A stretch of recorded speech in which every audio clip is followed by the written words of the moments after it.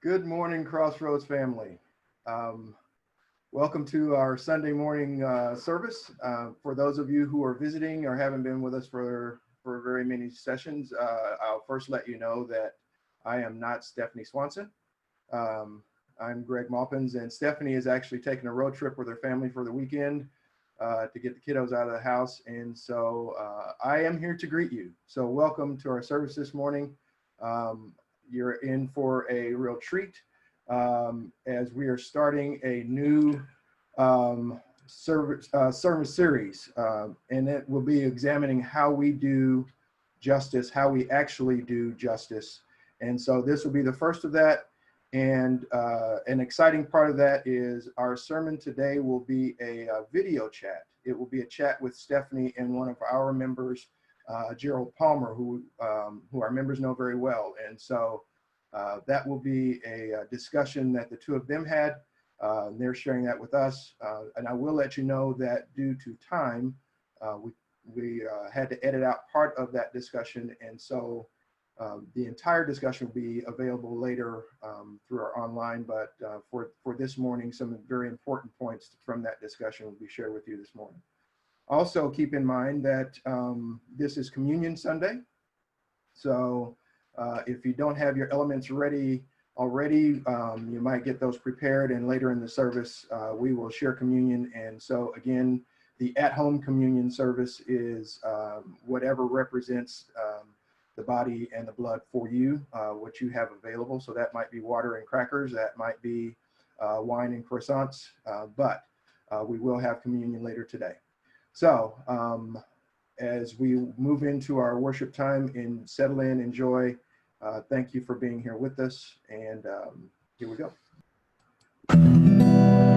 Martin Luther King had a powerful dream that justice would roll down like water, that what is within, not color of skin, would measure our sons and daughters. Sisters and brothers, it's how we treat others that shows just how we are made. Don't deny it, don't even try it. Behavior is character on parade. If you mistreat those you meet, how can you expect to have peace? Give consolations for reconciliation. Work for the prisoner's relief. If you want peace, treat folks justly. If you want peace, walk in love. If you want peace, show folks mercy. If you want peace, practice love. God has shown us, oh brother and sister, what is good and what God desires of us each day. To act justly and show mercy, and let God's love direct our way. If you want peace, treat folks justly. If you want peace, walk in love. If you want peace, show folks mercy. If you want peace, practice love.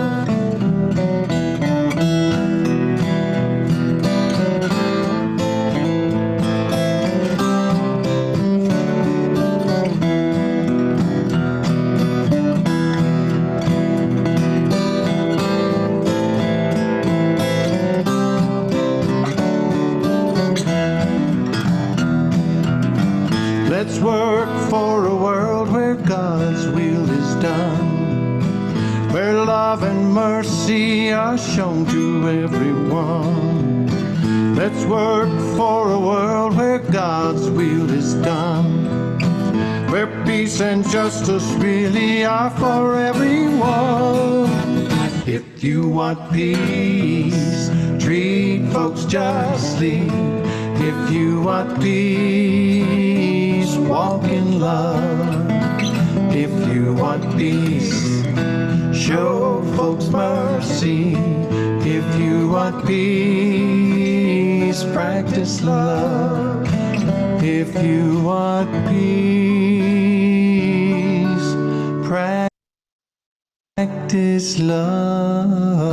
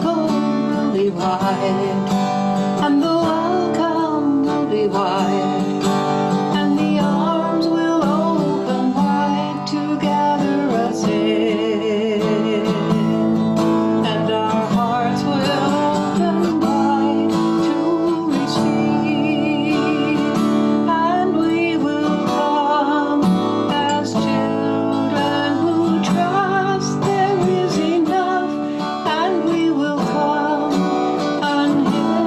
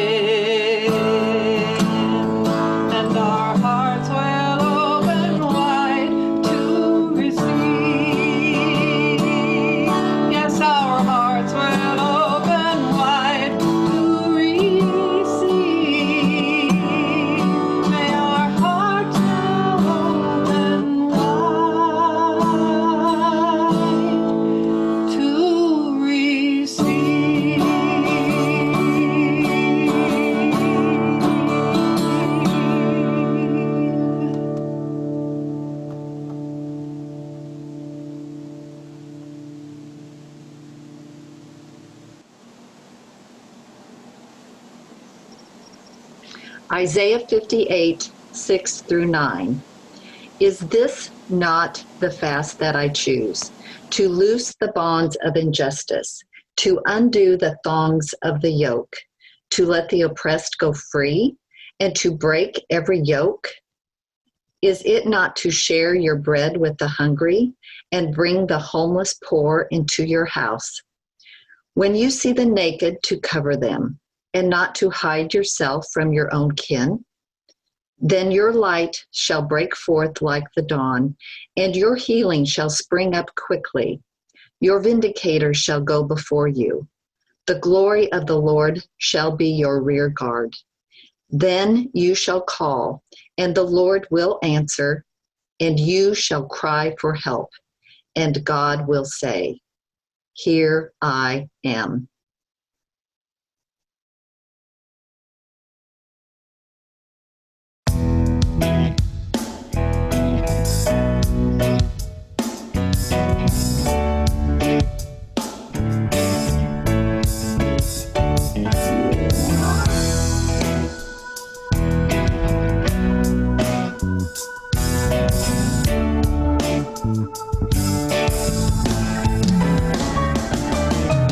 Darkness cannot drive out darkness. Tell every child, woman and man. Only light can drive out darkness. Only light can. Only light can. Hate cannot drive out hate. Tell every child, woman and man. Only love can drive out hate. Only love can. Only love can. We must be the change we want to see. We must be the change. We must be the change we want to see. We must be the change.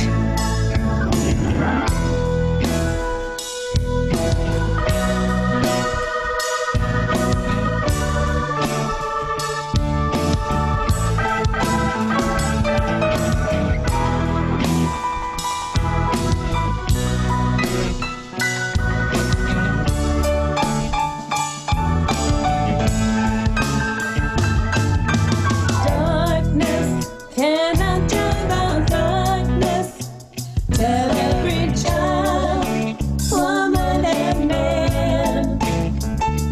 Only light can drive out darkness. Only light can. Only light can. Hate cannot drive out hate. Tell every child, woman and man. Only love can drive out hate. Only love can.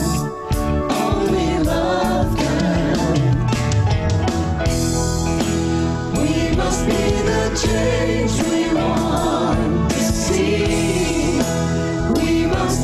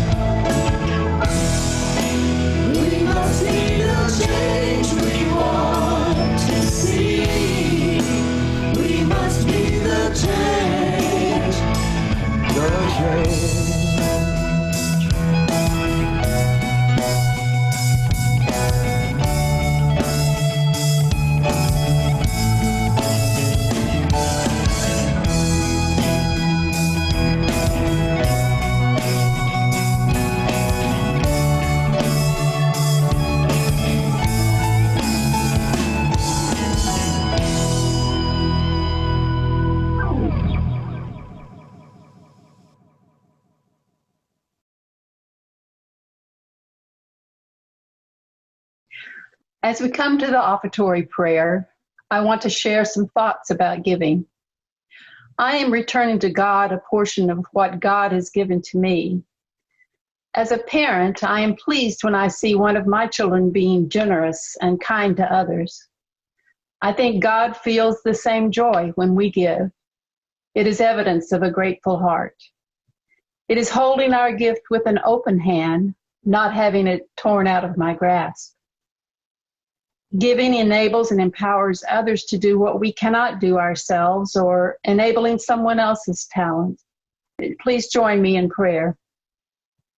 Thank you, God, for your amazing gifts to me. Bless my giving to multiply its effect on our broken world. Amen.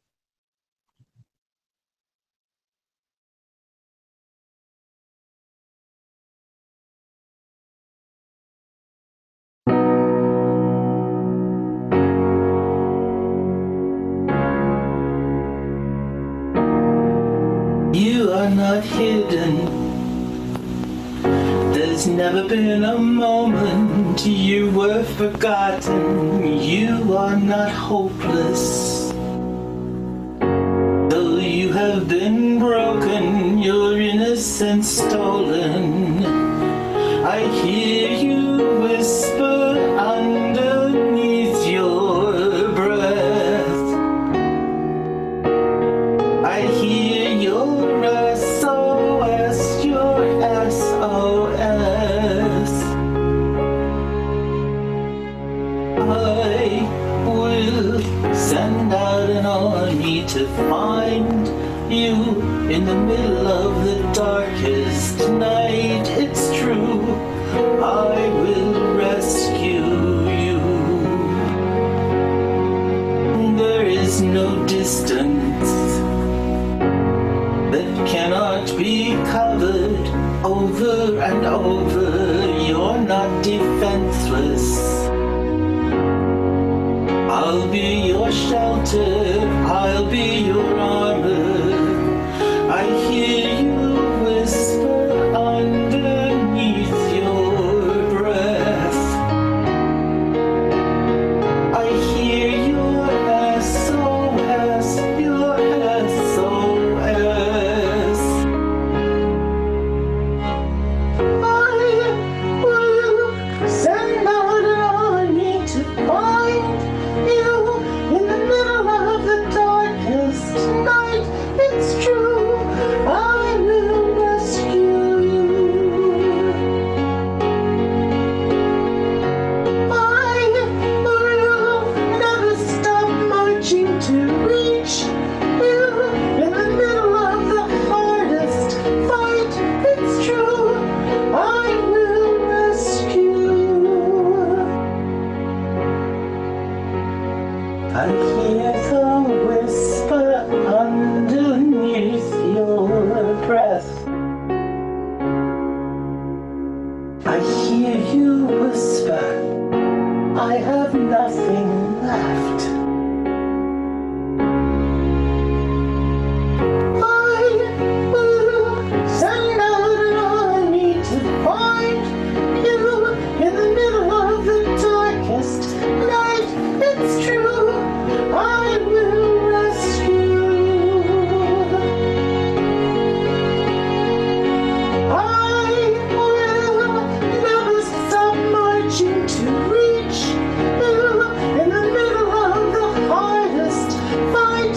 It's true, I will rescue you.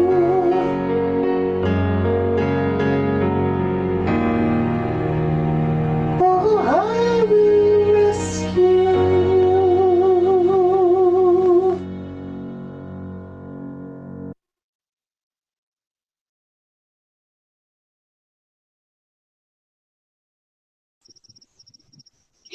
Isaiah 58, 9 through 12. If you remove the yoke from among you, the pointing of the finger, the speaking of evil, if you offer your food to the hungry and satisfy the needs of the afflicted, then your light shall rise in the darkness, and your gloom be like the noonday. The Lord will guide you continually and satisfy your needs in parched places and make your bones strong.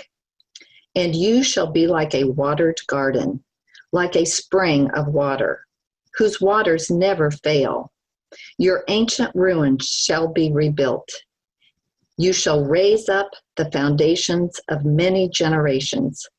You shall be called the repairer of the breach, the restorer of streets to live in.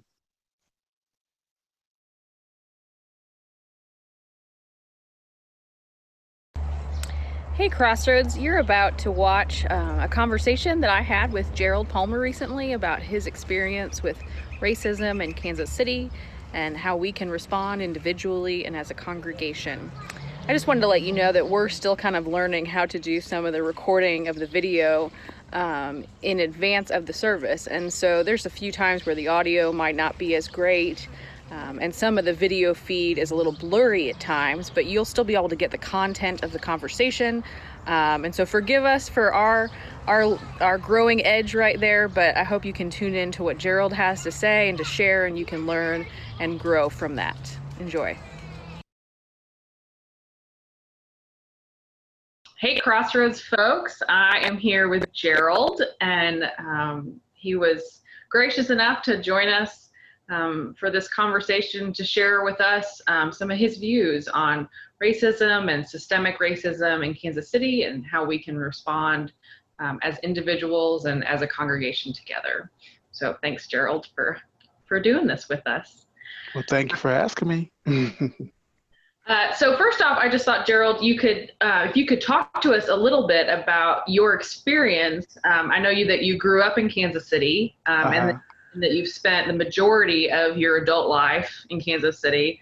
And so I'd love if you could just talk a little bit about what your experience was like growing up, and maybe what it's like today, and if there are some differences or some similarities in how you've seen racism here in Kansas City in those kind of different periods of your life.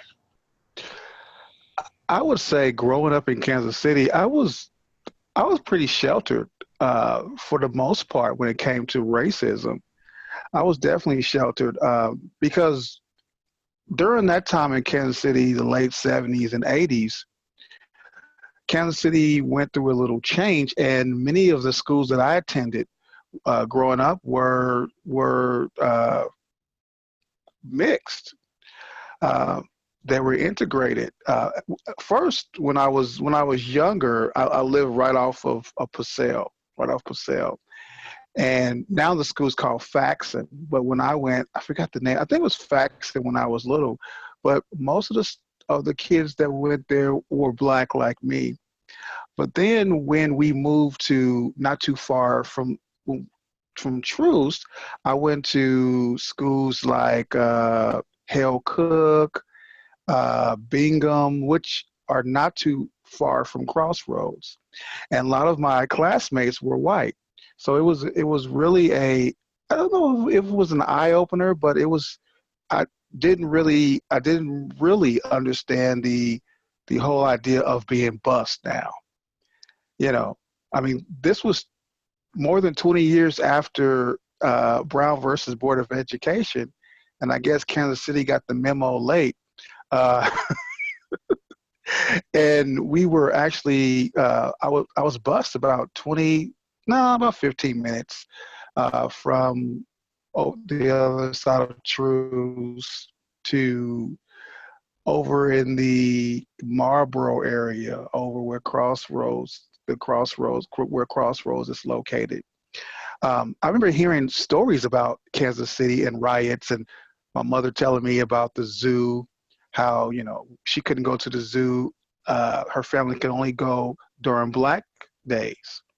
And it was maybe like once every month when Black families could actually go to the zoo, at Kansas City Zoo. And so she grew up during the 50s and 60s. And now I understand how big of a treat it was for her to take us to the zoo, and how big of a treat it was for her to take us to the plaza. And she would just go to the plaza and just walk around and look and be so excited And I used to wonder as a kid, well, why in the world are you so excited about going to the plaza? And now I realize because she was shut out. Her family was shut out from the plaza and uh, Westport area and Brookside. Those are all areas that were shut off from her, her family. So I really didn't see a lot of racism until I got to middle school. And that's when I start to realize, hey, I'm a little bit different than my classmates. And I would hear family members say things like, well, you really can't trust white people. And they would share their interactions with white people at work. And they would also talk about some of the things they grew up with. So I would say growing up, I was really sheltered from racism, didn't really see it a lot until definitely middle school, when I started going to really venturing on the other side of Brookside was when I had my first experience with racism. I was visiting a friend, and he was a white, he was a white friend. And I remember going to his house, and after leaving his house, which was not too far from Crossroads, someone yelled out the N-word at me. And it was sort of like the glass breaking, and I went and had a talk with my mom, and she gave me that talk about, that's going to happen sometimes. What has your adult life Mm-hmm. been like in Kansas City? I would say I benefit the most from leaving Kansas City. When I was 19, I left for the Navy, and it was a good time for me to leave because I was really I was really exposed to racism. I would say more. Let me rephrase that. I got to see the world from a different lens. Okay, I got to see the world from a different lens, be around people of different backgrounds and different races, different cultures. But what Kansas City did do for me was having that experience of actually being around people who look different than me helped me a whole lot in the Navy. But before that, Kansas City taught me how to be safe and how to navigate. For instance, I learned when I was about 16, my mother moved us to around the plaza area. And it was there I learned how to be safe. And when I mean safe is don't go into a store unless you're going to buy something, okay? Don't walk into a store with your hands in your pocket. Don't go into a store with a backpack on, because as soon as you walk into the store, you're going to be seen as someone who's may potentially steal something. I learned how to, if police ask you something, be polite, stop. And I learned to don't come off as threatening. I mean, just things that I took for granted. It's okay. It was lessons that I learned. But now as I grew up, got older, I realized I'm tired of being safe. I'm tired of not looking threatening. I'm tired of not being able to walk into a store and say, hey, I'm not going to buy anything, and be able to walk in there and feel comfortable. One of my friends told me, he's like, well, why should I worry about someone feels comfortable when I come into the elevator? Why should I, take really slow steps when I'm behind someone to make sure they don't get startled? Those are things that I took for granted. You just learn those things, and you just thought they were everyday part of life. They were just things that you just did. And I remember when I didn't listen to that lesson, I was 18, and I went into a store not too far from my house when I lived on the plaza, and it was maybe like 10:30 at night, and the store didn't have what I wanted. And so I walked out the store, and then I was stopped by the cashier, and a tussle happened. And it was one of those things where from then I never ever went into a store unless I was going to buy something, until I did something just last week where I went into a store and I planned on not buying anything, but feeling comfortable with just doing that. So I guess what Kansas City taught me was, Kansas City taught me that there are hidden rules when dealing with race. There are places that, growing up, I was told there are places that you never should go with 3 or 4 more young black men. I was told you can't ride into Raytown, you can't ride into Overland Park, Blue Springs, places like that. And as I got a little older, I kind of saw that for a fact that there are some places you got to be very careful. But then it dawns on you, hey, I pay taxes. I'm a good citizen. You just learn. You have to relearn. You have to relearn some things and how to deal with just society in general. When you first started to say, Kansas City taught me how to be safe, I thought that was such an interesting word, and that you framed it as the city taught me to be safe, but what it was doing was telling you how to behave so you would make other people feel safe around you. Make them feel safe, comfortable, yes. And how wrong that really is. That you or anyone would have to behave a certain way to make me or someone else who's white feel comfortable in your presence. But that language of Kansas City taught me to be safe in a way to prepare you for the rest of the world. God, you're right, those hidden rules, that's, you have to have, your mother had to have conversations with you, you've had to have conversations with your children that a lot of us never have with our kids. And there have been things that you have told me over the years that we've known each other. Things I can remember you talking about, not wearing a backpack and not having your hood up. And I remember, I remember how when you told me that, I started to notice more when I would drive through my town. I would notice young black boys walking with their hoods down, even in the rain. It's like I started to see those things, those very things that you were talking about, and thought that's because they were told the same thing that you were. Yes. To make other people feel safe. Yeah. How do you, I mean, you've been in the social work field for so long now, in various parts of Kansas City, touching on different parts of social work and different within the city.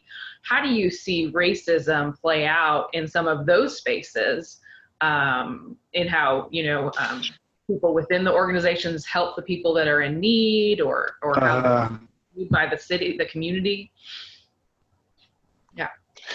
Yeah, I can start it off with, I went to a job interview once, and I was sitting in the interview, and I was asked, so how do you feel about diversity? And I was the only person of color around that table, and the only male, and I was like, yeah, I'm not going to get this job. And I think in our field, we have a long way to go. We our field in social service and social work, it wants to do better, and there are some things that we have to do to make it better. But I'll go one step further. In the classroom, because I teach part-time on the college level, and I've often asked students, how many Black instructors have you had? How many Black male teachers have you had? And for many of them, I was the first. And I haven't had that many. And it's like that too in the field. There's not a lot of Black men. There's not a lot of there's not a lot of folks of color in leadership positions. Where I work, I'm the first male of color in my position. And I find that a lot of organizations, the clients that we serve could be 70 to 80% Black, but the administration does not reflect that. The people who are working like in the different administration positions and different other positions do not reflect that. And so we have to do a better job of reflecting that as well. I know that at church, sometimes there's a sense that we want to lean on our Black members to constantly educate us and help us. And I feel like sometimes we're trying to, at least I'm trying to pull us back a little bit to say they're carrying a lot. Maybe you could talk to us a little bit about what microaggressions are and maybe give us an example of how you see them either in work or in KC, how you experienced that. So certain microaggressions would be probably one of the ones that I've seen a lot growing up and just being a male, Black male, is when you walk behind a woman or when you approach a woman, there's a clutch of the purse. The purse or the purse switches from the side that you're on to the other side. Or you're walking towards a woman, she crosses the street. Professionally, some of the microaggressions that I have seen are the questions of, how did you get this job? And how did you get this job? Other question, who did you know? How did you get this job? Growing up, I told my mother that I wanted a job where I could wear a suit and tie. Because if I had a job where I wear a suit and tie, then I wouldn't be discriminated against. And then I learned quickly, even with a suit and tie, it's not those things that you can put on. It's those things that you can't take off. I think that's really powerful. And I think some of those microaggressions are things that a lot of us may not have identified, as we read and we explore and try to look inwards at our own white privilege and address those things. I think a lot of times we think about the bigger things and we don't necessarily think about some of the small things that we do, those micro things that we do that are still, racist. I'm curious about your response to what's, going on in the country and the world right now, and KC, of course, how we've responded. And, there's a lot of pushback. There's a lot of support for protests, but then there's pushback on riots.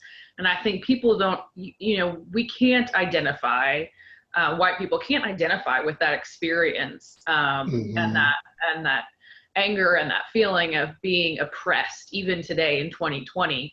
And so we're quick to judge when something becomes more violent than we want it to be, and we constantly want to tell Black people how they get to protest.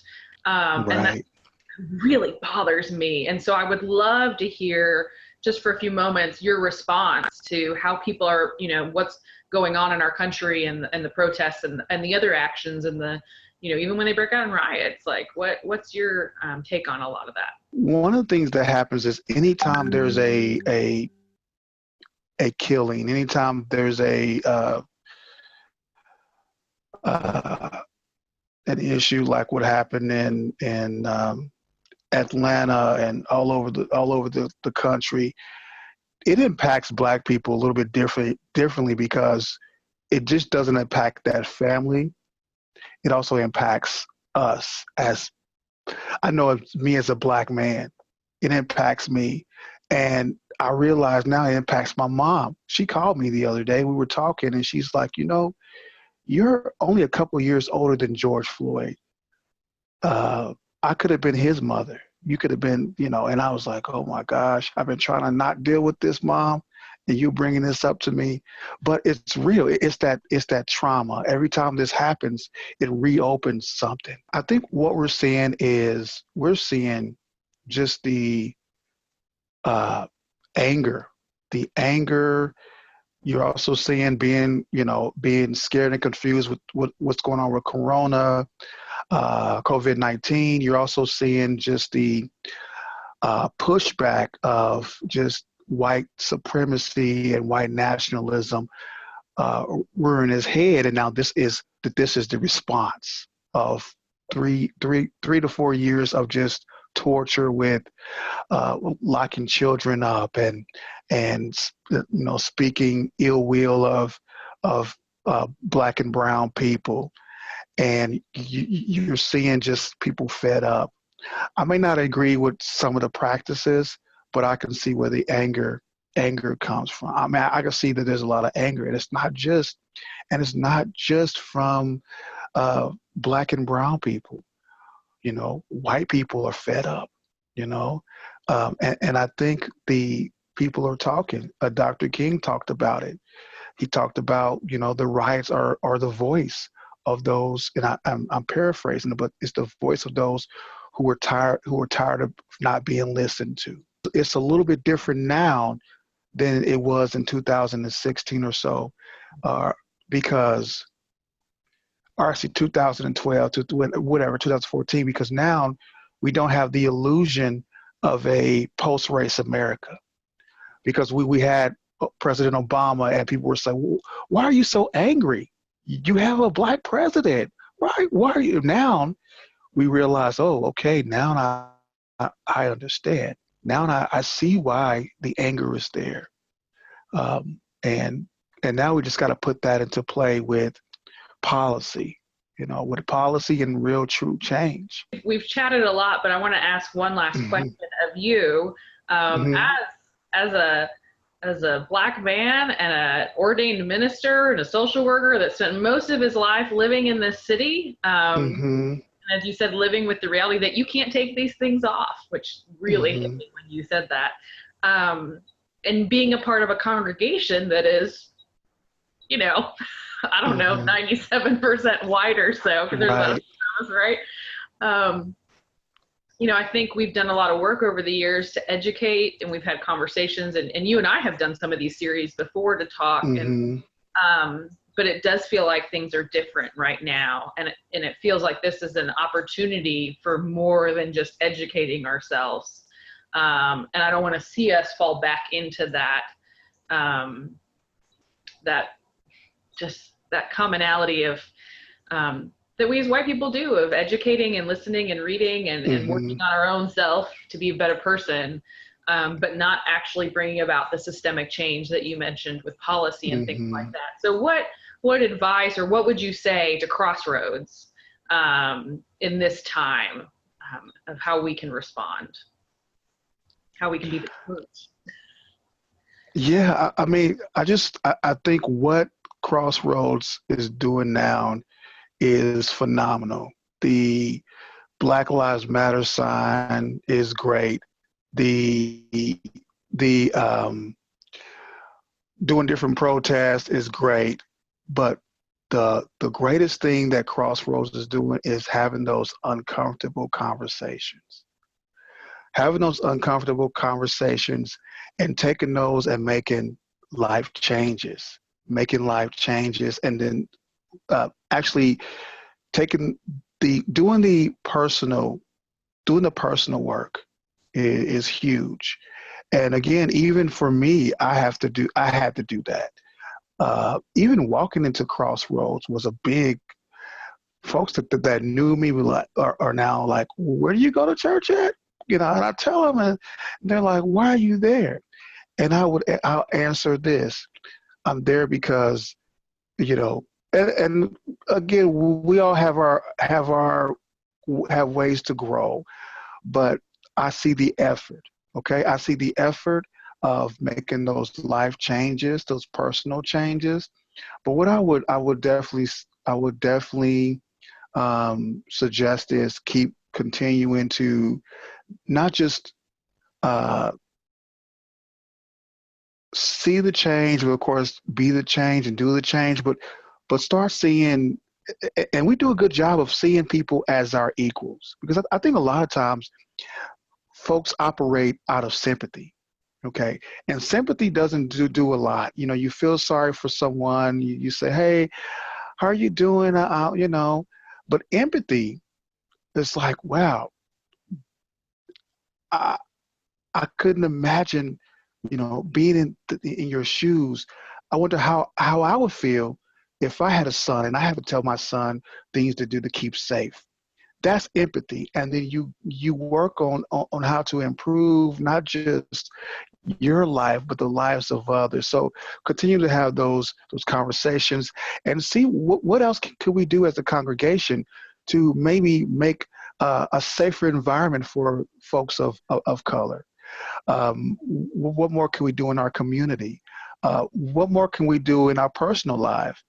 What does my Facebook friends look like? How many people of color are my Facebook friends? Is it just Gerald? No, just joking. And how many? Am I going out of my way, out of my comfort zone? That's the big key.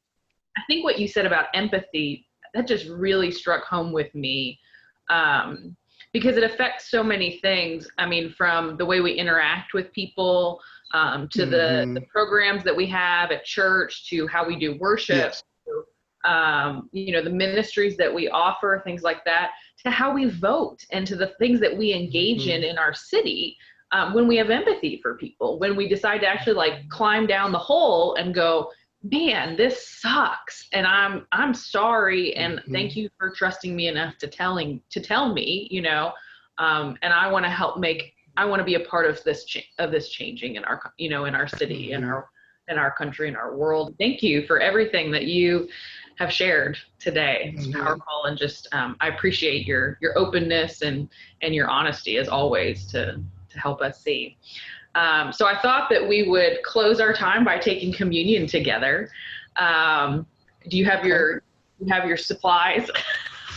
Yep, I do.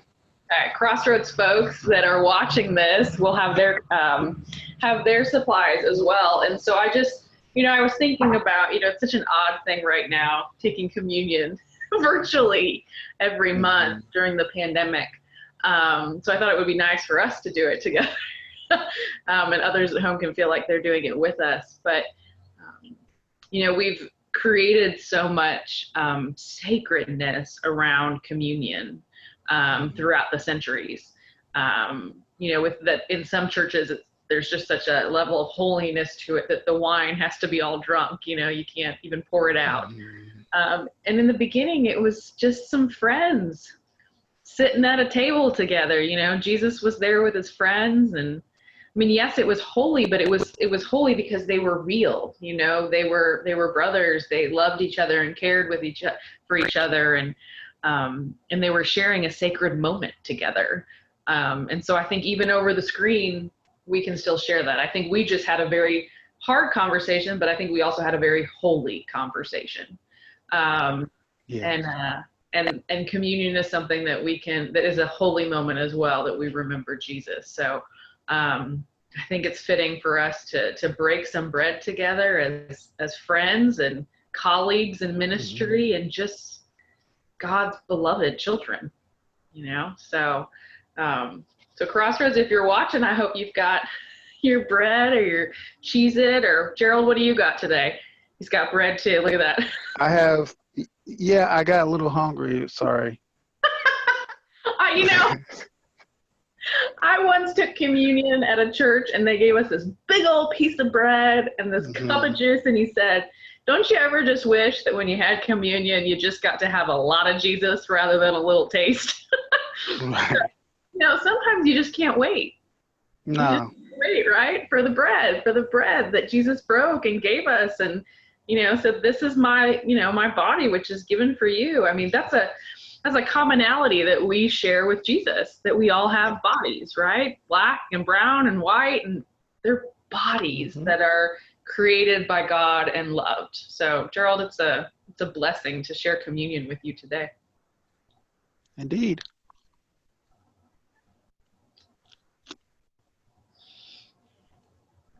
I don't really know what flavor my juice is today.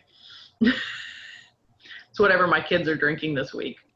That's my my communion. It's been kind of a wild thing to see what other people have at home, whether they're actually have their grape juice, they brought their Welch's, or they've got their wine or their water, or maybe their coffee. So, Well, what do you I have? left my water upstairs. All right. Well, Pretend water. well, pretend water. When you go get it in a moment, you can think that this is, the living water, the blood of Christ, the covenant that Jesus shares with us, and it's a covenant of love that unites us. And I'm thankful for that.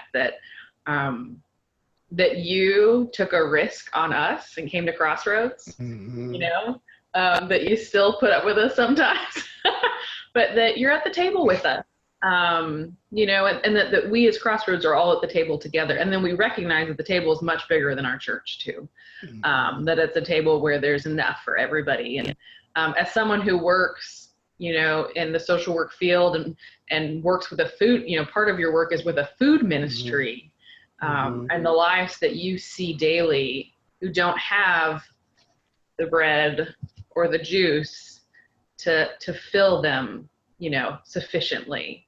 As you said earlier to me at some point, that there's people are hungry, and we are physically hungry. And I think right now we are hungry for a world with more love in it. A world with justice, a world with peace, a world where you don't have to know hidden rules to be at the table, where you don't have to wear a suit to be at the table. That you're right there with us in the same chairs, we're all together, and we're sharing in the bread and the juice.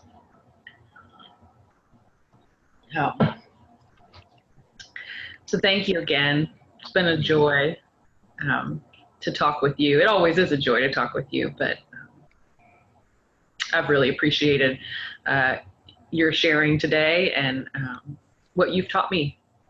Oh, thank you.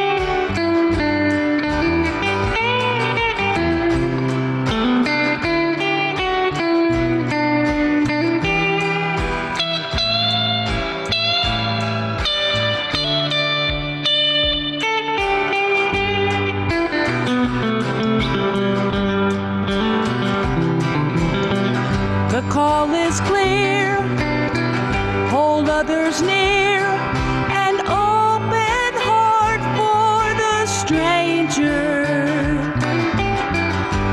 You are mine, I am yours. We walk this world together.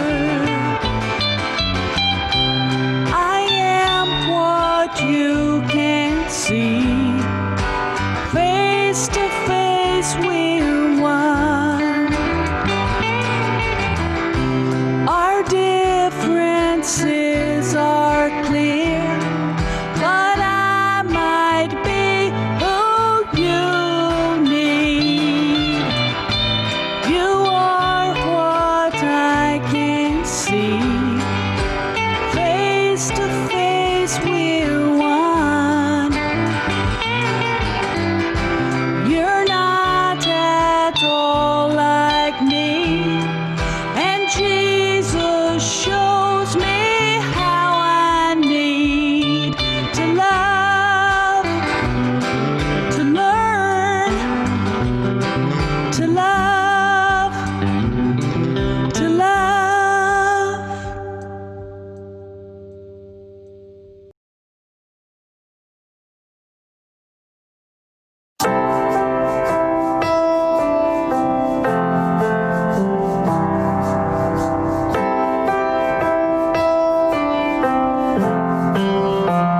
Lord,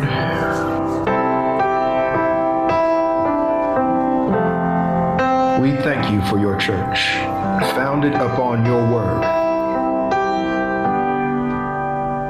that challenges us to do more than sing and pray, but to go out and work,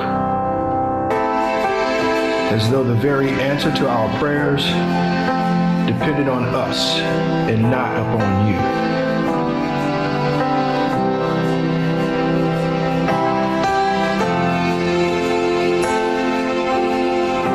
Help us to realize that humanity was created to shine like the stars and live on through all eternity.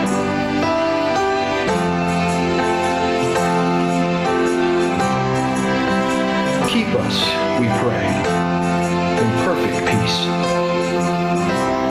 Help us to walk together,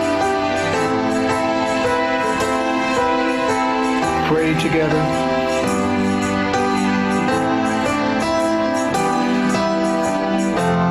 sing together,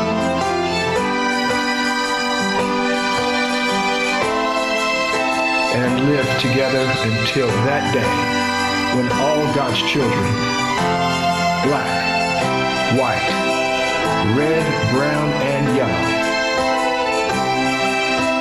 will rejoice in one common band of humanity. In the reign of our Lord and of our God, we pray.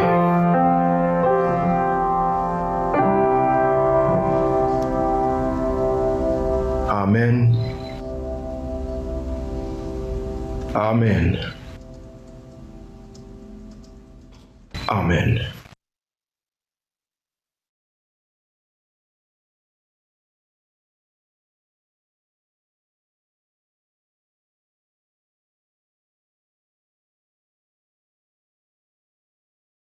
Lift every voice and sing till earth and heaven ring, ring with the harmonies of liberty.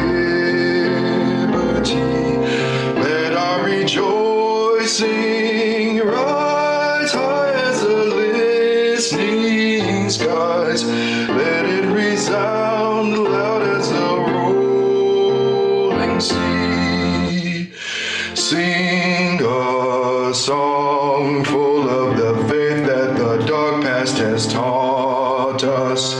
Sing a song full of the hope that the present has brought us. Facing the rising sun of a new day begun, let us march on till victory is won.